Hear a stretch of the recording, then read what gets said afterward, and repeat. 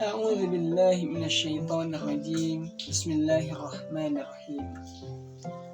Makan buah manggis di atas bukit. Makan buah mangga di rumah adat. Jangan hanya menangis di saat sakit, tapi menangislah juga untuk bisa taat. Assalamualaikum warahmatullahi wabarakatuh. Alhamdulillah, wassalatu wassalamu ala rasulillah wa ala alihi wa mawalah, amma ba'du. Sahabat-sahabatku yang dirahmati Allah Subhanahu wa taala, tidak masalah kalau kita meminta ingin disembuhkan ketika kita sakit. Tapi yang menjadi masalah adalah kita hanya fokus pada saat sakit saja kita menangis kepada Allah, ya Allah sembuhkan sakit saya.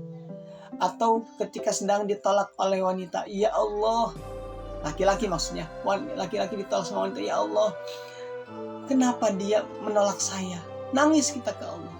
Atau lagi ngelamar, tahu-tahu ditikung orang, ya Allah kenapa dia berpaling ke lain hati? Kita baru menangis kepada Allah. Tapi ketika kita sedang lalai, kita lagi jauh dari Allah, kita sedang futur, jarang sekali kita berdoa. Jarang sekali kita minta, ya Allah kenapa saya maksiat terus? Ya Allah kenapa saya jauh darimu? Ya Allah kenapa kok nggak ada rasa lezatnya dalam beribadah? Kita jarang sekali mengungkapkan itu. Jarang kita curhat sama Allah. Tapi kalau lagi sakit baru kita menangis. Lagi kita disakiti hati kita baru kita menangis kepada Allah. Kalau kita sedang menjadi objek bulian misalkan dari orang lain, baru kita menangis kepada Allah. Padahal sejatinya ketika kita diejek orang lain, ketika kita sakit, ketika orang lain membuli kita, itu sejatinya kalau orang yang paham agama, oh itu tuh adalah anugerah, karena sejatinya dia sedang mengambil dosa-dosa kita. Atau kalau enggak, dia sedang memberikan kebaikannya untuk kita. Tapi kita terbalik pikirannya. Dan kalau kita sedang sakit, sejatinya orang-orang akan mendoakan, la ba'sa tahurun insyaallah. Gak apa-apa, semoga itu menjadi pembersih. Nah, kalau sakit itu sejatinya itu bagian daripada kasih sayang Allah. Allah ingin membersihkan dosa-dosa kita, teman-teman. Kita dikasih sakit, kalau kita sabar maka tahurun insyaallah, kata orang lain.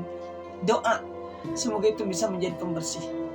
Tetapi kalau misalkan kita udah dikasih sakit, kita ngomel-ngomel, kita marah-marah sama orang lain, apalagi kepada Allah, ya Allah kenapa saya itu dikasih sakit, maka nggak jadi yang namanya pembersih. Nah, teman-teman yang dirahmati Allah Subhanahu wa taala, kebalikannya justru, kalau misalkan kita sedang sedang bahagia, kita pengen selalu bahagia. Kalau sakit kita menangis, tapi kalau kita senang kita lupa, bahkan kita lalai. Kita lalai dari ibadah kepada Allah, dari mengingat Allah, dari bersyukur kepada Allah. Dan apalagi ketika kita misalkan sedang bergelimang dengan maksiat, kita sedang futur dari ibadah, kita sedang jauh dari Allah, jarang sekali kita berdoa. Padahal sejatinya pada saat itulah kita butuh yang namanya pertolongan Allah. Karena ketika kita sedang lalai, kita sedang jauh dari Allah, kita jauh dari yang namanya solusi, kita jauh dari yang namanya ketenangan. Oleh karena jelas kata Allah, ketika kita misalkan tidak tenang, kita sedang pikiran kita sedang enggak karuan, maka kata Allah, ala bizikrillahi tatma'innul qulub.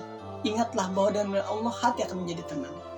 Kita enggak lulus misalkan di acara misalkan pemilihan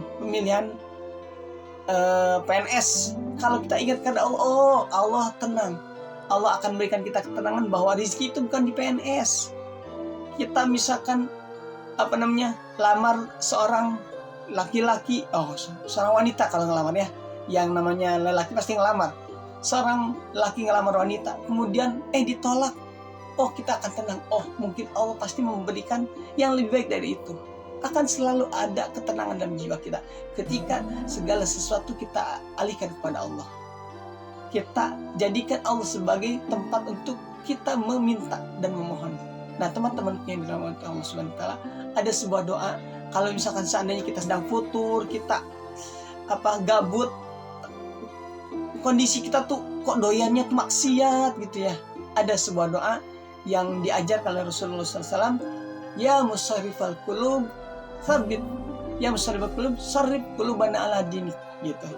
Wahai zat yang maha membolak-balikkan hati, balikan hati kami kepada ketaatan. Sarrif qulubana ala taatik, maksudnya palingkan hati kami kepada ketaatan, beribadah kepadamu. Kalau tadi kita nangis di saat orang menyakiti kita, kita menangis ketika kita sedang sakit pengen sembuh, kita menangis ketika hal-hal yang kita tidak suka hadir dalam kita, maka justru harusnya ketika kita sedang lalai, kita sedang futur, kita sedang tidak semangat beribadah, kita berdoa kepada Allah, ya musarrifal qulub, wahai yang membolak-balikan hati, wahai zat yang maha membolak-balikan hati, sarrif qulubana ala taatik, palingkanlah hati kami kepada ketaatan beribadah kepadamu. Nah, kalau ini sudah menjadi sebuah senjata bagi kita dalam kehidupan kita, maka insya Allah, kata Allah, aku akan kabulkan setiap permohonanmu. Kan begitu. Kalau kita minta sama Allah, dalam surat Al-Baqarah Allah menegaskan bahwa mintalah padaku, ud'uni astajib lakum, mintalah padaku, aku kabulkan, kata Allah begitu. Nah, makanya kita perlu selalu meminta kepada Allah, jangan pada orang lain, jangan sama calon presiden, aduh itu mah nggak level. Minta sama calon calon kades, calon lurah, calon mertua, masih belum calon presiden kayak ini, banyak sekali cawe-cawe dan sebagainya gara-gara mau menjadi presiden. Sekarang setelah kisruh kecurangan terbongkar dan diadukan, banyak yang merapat, banyak yang senggang dan sebagainya. Nah, kalau niatnya kan hanya ingin meminta-minta atau yang namanya mengharapkan sesuatu dari manusia, siap-siap. Biasanya, dan bukan biasanya, adalah kita menjadi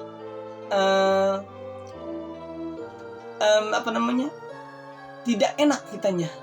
Jadi kita akan yandam atau menyesal, karena setiap manusia itu tidak bisa memberikan apa yang kita inginkan. Hanya keputusasaan, hanya menjadi sesuatu yang membuat kita kok nggak terkabul. Beda dengan kalau kita minta sama Allah, kata Allah, ud'uni astajib lakum, mintalah padaku, aku kabulin. Itulah kenapa kalau minta jangan salah, teman-teman. Minta kepada sang pemilik solusi, minta kepada Allah yang maha mengetahui, minta kepada yang memiliki segalanya. Mau minta jodoh, minta pekerjaan, minta presiden yang benar, minta atasan yang yang baik, minta pasangan yang bisa menyejukkan, bisa menjadi imam, bisa menjadi malam di dalam kehidupan kita, maka cinta sama Allah. Makanya kalau mau buat yang masih jombloati yang mau menikah, maka siap-siap untuk mengetahui ilmu yang namanya ilmu parenting, ilmu untuk bisa mencari jodoh. Makanya selalu diawali dengan istikharah. Itu tuh bentuk daripada kita minta kepada Allah agar Allah pilihkan yang terbaik. Jangan sampai kita ketika sudah berkeluarga, udah hasil milih tanpa istikharah, baru kita nyesal, aduh ya Allah, kenapa dia yang jadi milik saya, kenapa begini, kenapa begitu, dan ujung-ujungnya akhirnya cerai. Nah, ini menjadi masalah. Oleh karenanya, yuk sekali lagi balikan segala sesuatu kepada Allah, minta kepadanya segala apapun, dari yang kecil, yang sedang maupun yang besar. Apalagi ini masalah tentang kebahagiaan kita di dunia dan akhirat. Teman-teman yang dirahmati Allah SWT, mudah-mudahan kita menjadi hamba-hamba Allah yang Allah senantiasa tuntun kita menjadi pribadi-pribadi yang selalu bersyukur dengan apa yang Allah berikan, dan selalu meminta kepada Allah akan segala sesuatu yang belum kita ketahui. Dan jangan hanya menangis ketika kita sakit, tapi menangislah ketika kita sedang jauh dari Allah, agar kita bisa menjadi taat kepadanya. Barakallahu fikum, kurang dan lebihnya mohon dimaafkan. Salam akal sehat. Wassalamualaikum warahmatullahi wabarakatuh.